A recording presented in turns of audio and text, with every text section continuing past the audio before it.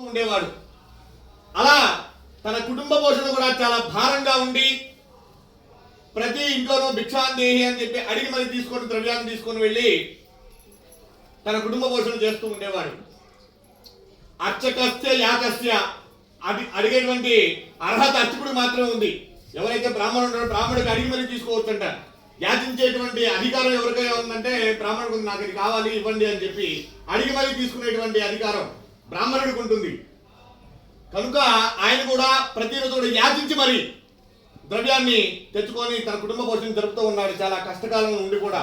అయితే భగవానుడు బ్రాహ్మణ ప్రియుడు కావున ఆ విధముగా బ్రాహ్మణుడు దుర్భరమైన కష్టాలు పడుతుంది చూసి తాను కూడా ఒక మాయా బ్రాహ్మణ రూపం నిలవాడై ఆ బీద బ్రాహ్మణుడికి ఎదురుగా వెళ్ళి ఇలా అడుగుతున్నాడు, ఓ బ్రాహ్మణోత్తమ, మీరు వేదాలని చదివి కూడా ఈ విధమైన దౌర్భాగ్యం అనుభవిస్తూ దరిద్రాన్ని అనుభవిస్తూ ఉంటేమి అని చెప్పి అడిగాడు. భగవానుడు ఆ బ్రాహ్మణుడు చాలా ఉదారతతో స్వామికి నమస్కారం చేసి, అయ్యా మీరన్నమాట అక్షర సత్యం.